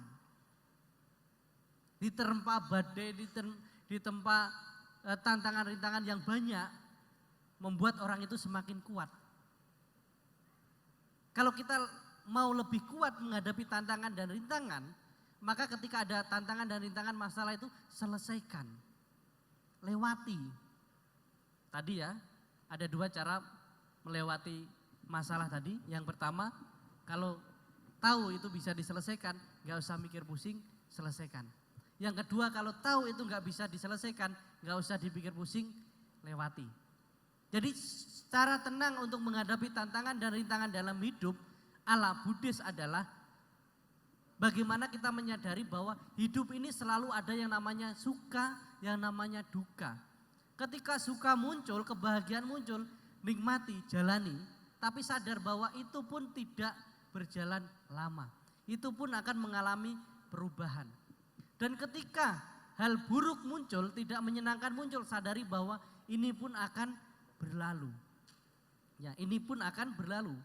Jadi Bapak Ibu, dalam hidup ini tidak ada yang full kita bahagia terus. Ada yang namanya suka dan duka. Itu selalu kita muncul dalam kehidupan ini. Sang Buddha tidak pernah menjanjikan kalau kamu percaya saya maka hidupmu selalu bahagia setiap hari. Enggak. Tetapi Sang Buddha kasih tahu caranya supaya kita mencapai kebahagiaan tertinggi. Tetapi ketika proses kehidupan ini suka duka tetap ada. Ingat, suka duka tetap ada. Justru kalau Bapak Ibu menolak yang namanya duka, menolak yang namanya penderitaan dalam hidup, berarti kita menolak kebenaran. Karena Sang Buddha udah jelas hidup ini bagian dari hidup adalah sering Bapak Ibu, hidup adalah duka artinya apa? Penderitaan. Hidup adalah kayaknya enggak ada suara ini. Hidup adalah tantangan. Hidup adalah penderitaan. Sekali lagi lah. Hidup adalah ada suara-suara goib. sering kita bilang hidup adalah Penderitaan. Pantas Bapak Ibu menderita terus gitu. Karena kita menganggap hidup adalah penderitaan. Kita harus balik Bapak Ibu. Penderitaan bagian dari kehidupan kita. Jadi ada penderitaan, ada kebahagiaan. Ini kedua hal yang tidak bisa kita pisahkan. Ada untung, ada rugi. Ada 8 kondisi kehidupan, untung, rugi, dihina, dicela, tercemar, tercela, sehat, sakit. Itu semua ada ya dalam kehidupan ini. Kalau kita berusaha menghilangkan salah satunya, justru kita malah semakin menderita. Terima kasih. Iya. Wow. Ya, kami sering, mungkin Ibu Bapak sering sekali mendengar pernyataan, hidup adalah penderitaan. Ya, itu juga perlu Bante berkali-kali meluruskan. Bapak Ibu kalau kita baca Dhamma Cakkappavattana Sutta, di bagian pertama Buddha menjelaskan bahwa inilah eksistensi duka. Tadi Bante menjelaskan disebut sebagai 8 kondisi duniawi, suka duka dan sebagainya. Jadi kita perlu punya cara pandang baru ya Bante ya. Kenapa orang Buddha ini bahagia-bahagia semua? Coba lihat kiri kanan depan belakang, coba lihat. Coba senyum dulu. Iya, meskipun dolar 17.000 tapi masih ada tabungan 2 triliun kan. Jadi nggak masalah gitu. Baik. Wow, saya sudah dapat pesan sponsor.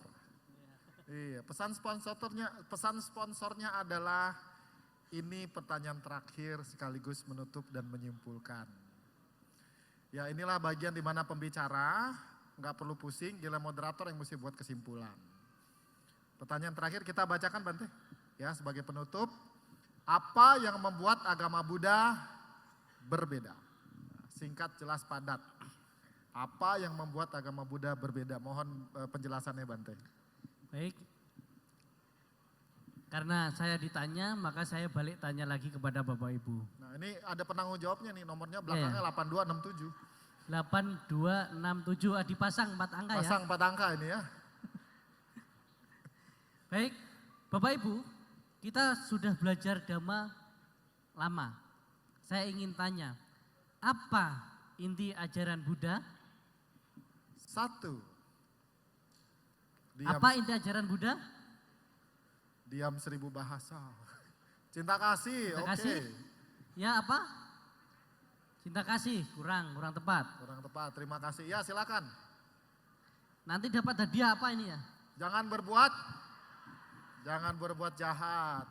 Ini kita kayak SMB ya Bang Iya. ya. Ayo adik-adik, inti ajaran Buddha apa?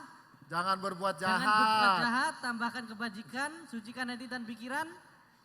Apakah ada agama lain mengajarkan mari berbuat jahat? Enggak kan? Berarti enggak spesial dong. Belum spesialnya dong. Belum pakai telur. Apa inti ajaran Buddha? Apa? Dhamma. Dhamma?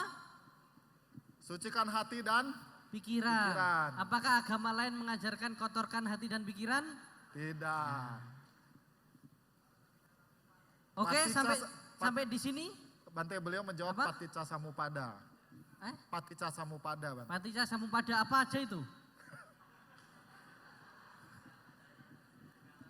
Demikianlah adanya Pak. Karena ada ini maka ada itu, udah selesai gitu ya. Oke. Bapak Ibu, saya tanya tadi, kira-kira ini keberatan nggak kalau saya jawab sendiri ya?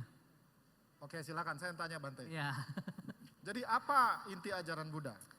Sebenarnya tadi udah dibantu Bapak tadi. Oh, Sang Buddha bertapa, menyiksa diri dan lain sebagainya ketika beliau menyadari bahwa hidup ini pertama duka. Ya. Masalah, hidup ini masalah memang. Yang kedua ada sebabnya. Ada sebabnya loh. Yang ketiga ada jalan caranya, keluar. jalannya. Yakin bisa. Yang ketiga itu bisa diselesaikan. Ya. Yang keempat ada caranya. Bapak Ibu, Pangeran Siddhartha meninggalkan istana awalnya bukan kok ingin langsung jadi budak, bukan. Tapi mencari obat supaya nggak tua, nggak sakit, nggak mati. Nah, saya ingin tanya lagi Bapak Ibu, ada nggak di sini yang nggak tua, yang nggak sakit, yang nggak mati? Kalau ada saya berguru sama dia sekarang juga. Lepas jubah langsung Bante ya. Iya. Ya pakai gini nggak apa-apa. Oh nggak apa-apa, oke. Salah ngomong. Berkurang 1 anggota sangga gara-gara saya.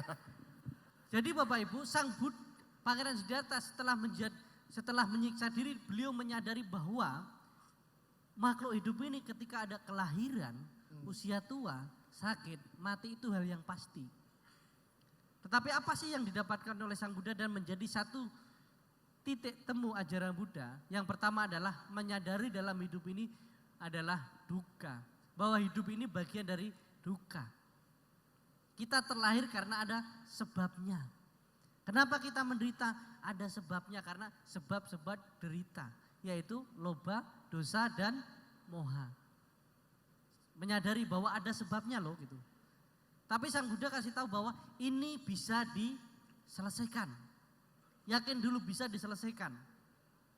Kemudian yang keempat ada caranya, jalannya, yaitu 8 jalan Jalan utama. Arya berunsur 8. Jalan Arya berunsur 8. Disitulah sebenarnya ciri khas yang Buddha Gautama ajarkan bahwa ketika kita sebagai umat Buddha mampu menyadari, memahami, menyelami dan mengetahui tentang duka, sebab duka, lenyapnya duka dan jalan menuju lenyapnya duka, disitulah kebahagiaan yang hakiki.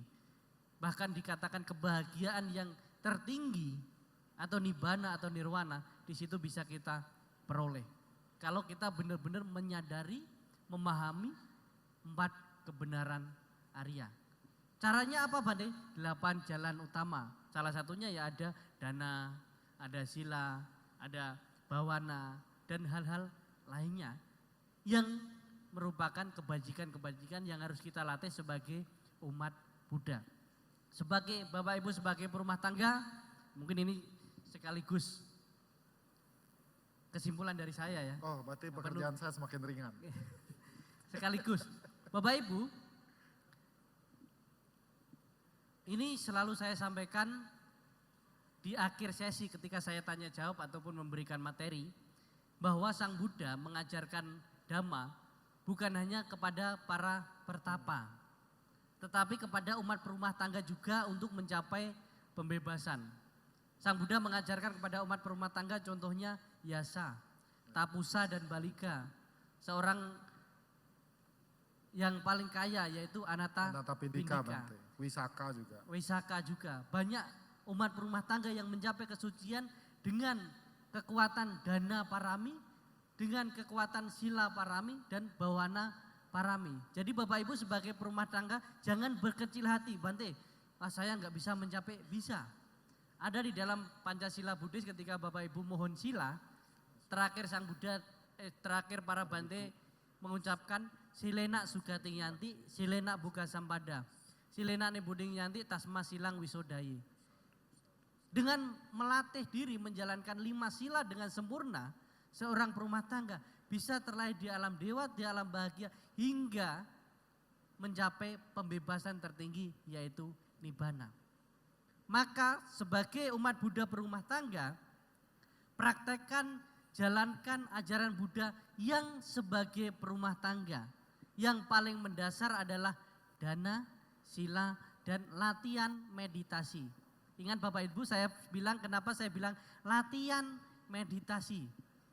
Banyak umat Buddha yang mau meditasi full penuh, terakhir meninggalkan keluarga. Ingat Bapak Ibu, kalian bukan Pangeran Siddhartha. Wah Bante, Pangeran Siddhartha kan mau mencapai harus meninggalkan keluarga. Bapak Ibu punya tanggung jawab. Bapak Ibu bukan raja.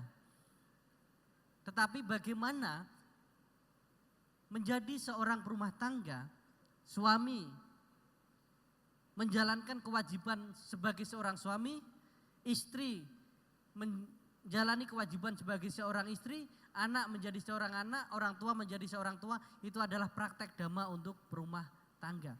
Meditasi setiap hari Minggu latihan bisa, di rumah pagi sore bisa. Enggak perlu Bapak Ibu meditasi, wah saya mau ke Wihara Buddha Arama, pokoknya duduk 30 menit mencapai. Semutan. Kesemutan mencapainya ya. Enggak. Tetapi kita latihan pelan-pelan perlahan. Karena banyak umat Buddha yang sekarang mau meditasi, Bante pokoknya saya harus mencapai jana A, jana B, jana C. Bisa melihat alam sana, alam sini. Bahasa sekarang apa? Indigo. Tahu Bapak Ibu? Wah Bante saya habis meditasi tadi. Pas saya buka mata saya melihat Buddha katanya. Ya kan merupang Buddha memang itu. Nah, Bante pokoknya saya mau latihan meditasi, mau ikut Bante. Saya mau jadi indigo, ya bisa lah. Kamu meditasi di sini, terakhir kamu indigo beneran. Bener banyak yang indigo sekarang. Tahu indigo? Tahu kepanjangannya indigo? Indikasi gangguan otak. Sekarang delulu Bante. Ya, Delulu. Delusi. delusi ya itu. Jadi Bapak Ibu, mari kita bersama-sama untuk bersama. Bersama-sama untuk bersama para umat Buddha, bersatu untuk bersama-sama mempraktekkan Dhamma, Walaupun kita berbeda, mungkin berbeda wihara, mungkin berbeda organisasi, mungkin berbeda aliran, tidak masalah. Sejak dulu, sekarang juga nanti, itu kita tetap sama inti ajaran Buddha. Walau beda mungkin wihara, walau beda cara kita baca parita, walau beda cara kita kebaktian, tapi tetap sama. Tujuannya adalah bahagia. Caranya adalah jangan berbuat jahat, tambahkan kebajikan, melatih batin dan pikiran kita. Jadilah umat Buddha, bukan hanya umat Bante atau umat wihara. Kalau udah ke wihara satunya, kamu kok ke sana, jangan ke sana, di sini aja. Enggak selalu. Bapak Ibu sebagai umat Buddha mau ke wihara manapun silahkan, yang terpenting itu berbuat baik, tidak menghalangi orang lain untuk berbuat baik juga. Kita ikut belajar dengan Bante siapapun, ikut Bante siapapun, tidak masalah, yang terpenting kita mempraktekkan Dhamma dan ajarannya. Jangan lihat siapa yang menyampaikan, tetapi lihat apa yang disampaikan. Siapapun yang menyampaikan, ketika dia menyampaikan kebaikan dan kebenaran, maka ikutilah dimanapun berada. Jadi persatuan itu membawa kekuatan bagi kita untuk mempraktekkan Dhamma. Karena permasalahan hanya akan menghalangi, hanya akan memperlambat dalam kita berlatih. Mungkin itu yang bisa Bante sampaikan. Bila ada kata-kata atau kalimat atau ucapan saya dari tadi yang saya sengaja ataupun yang memang saya sengaja, mohon dimaafkan ya. Gak mungkin kan saya ngomong dari tadi gak sengaja gitu. Yang saya sengaja mohon dimaklumi, gak perlu dimaafkan, gak apa-apa. Karena saya tahu apa yang saya ucapkan, saya sendiri yang akan menanggung. Akibatnya. Setidaknya Bapak Ibu melepaskan, tidak timbul kebencian, tidak timbul dendam. Jangan karena marah dan benci mengharap saya celaka. Karena itu karma buruk, apalagi kepada seorang Bante. Nah, gitu. Jangan ada benci di antara kita. Ingat, kita terlahir dari kedua orang tua yang saling mencintai. Maka kita tebarkan cinta kasih kepada semua makhluk. Ketika berbuat baik jangan pilih kasih, tetapi kasih yang memang berguna, yang bermanfaat. Ketika kita bertindak jangan hanya untuk membuat diri kita lebih dikenal, berkembang, tetapi memang kita sadar bahwa itulah yang harus kita lakukan. Pesan terakhir dari saya yang saya kutip dari ajaran Buddha dan dari Sang Buddha secara langsung, Wayadhamma tasangkara apamadena sampadeta, segala sesuatu yang tersusun, terkondisi tidak kekal, marilah kita berjuang dengan sungguh-sungguh. Apamadena sampadeta, berjuanglah dengan sungguh-sungguh. Sekian, terima kasih. Akhir kata, Namo Sang Hyang Adi Budaya, Namo Buddhaya. Namo Buddhaya. Silakan Bante. Iya. Belum. Iya, baik. Ibu Bapak, tidak terasa kita telah menghabiskan waktu kurang lebih, kalau kita total sekitar 3 jam lebih, tambah dengan nyanyi-nyanyi dan segala macam. Hari ini saya yakin Bante menyampaikan banyak sekali pesan-pesan yang bagus, insight-insight yang Ibu Bapak perlu bawa pulang, praktekkan dan tebarkanlah kepada sesama. Sehingga keyakinan kita kepada Buddha Dharma akan semakin kokoh dan semakin kuat. Ya, baik. Terima kasih Bante atas wejangan, nasihat dan pesan-pesan baik yang telah kami sampaikan. Terima kasih atas kehadiran Ibu Bapak semua. Berikutnya saya kembalikan ke MC kita, Saudara Erwin. Baik, Bapak Ibu boleh sekali lagi kita berikan aplaus yang luar biasa. Wow, sangat tidak terasa ya waktu kita dari siang hari tadi, kita sudah sampai di sore hari ini. Begitu banyak makna-makna kehidupan yang bisa kita ambil tentunya. Benar-benar ini selaras sekali dengan kehidupan kita. Pertanyaannya tadi, saya panitia di sana ada 200 lebih yang bertanya, namun mohon maaf sekali lagi kami tidak bisa membacakan semuanya. Mungkin nanti Bante menjawab lewat YouTube boleh? Baik, mohon berkenan Bante dan juga Pak Hendra untuk tetap di atas panggung dan kita akan memberikan cenderamata penghargaan tentunya dan boleh bergabung di atas panggung. Juga saya mengundang kepada Kepala Wihara Arama Mahabudha yang mulia Badra Cetana Strawira dan juga Ketua Wihara Arama Mahabudha Bapak Ridwan Tandiawan berkenan untuk bergabung di atas panggung. Kami persilakan.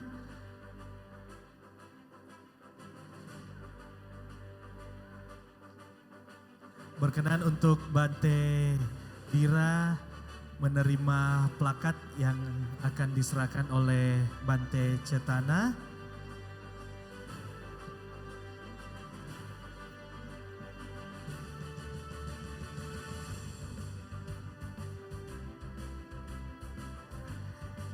Ya, boleh kita berikan aplaus sekali lagi. Terima kasih penghargaan yang setinggi-tingginya buat Bante Dira Punyo yang sudah berkenan hadir. Selanjutnya Bapak Ridwan, Bante mohon boleh di atas tetap dulu Bante Cetana mohon maaf. Bapak Ridwan Tandiawan boleh memberikan piagam plakat penghargaan cenderamata kepada Bapak Hendra Lim. Kita berikan aplaus juga. Kita boleh berkenan untuk berfoto bersama, silakan. Bante berkenan untuk di tengah-tengah. Ya, baik. Masyarakat Makassar, sekali lagi kita berikan apresiasi kita yang setinggi-tingginya buat Bante Dira Punyo dan juga Hendra Lim.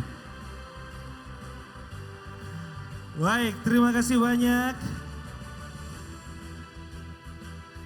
Terima kasih banyak, silakan untuk kembali ke tempat.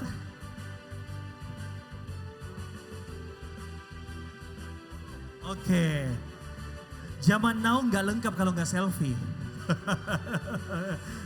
Oke. Ya. Tenang aja, Bante punya kamera itu lebarnya bukan lagi 0,5. 0, jadi dari ujung sampai ujung dapat semua kok.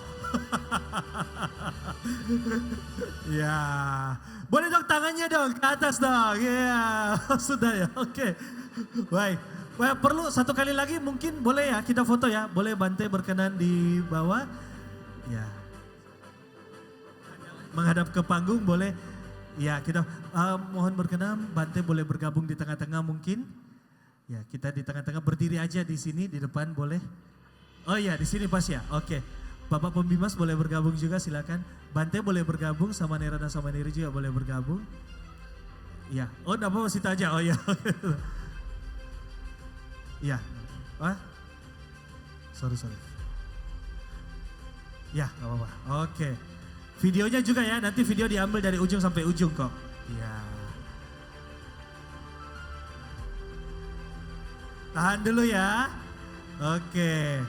Kalau sudah ambil video bilang ya, mau lambaikan tangan nih. Siap ya?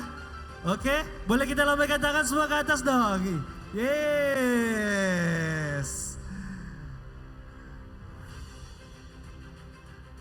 Dari ujung sampai ujung, tahan dulu tetap.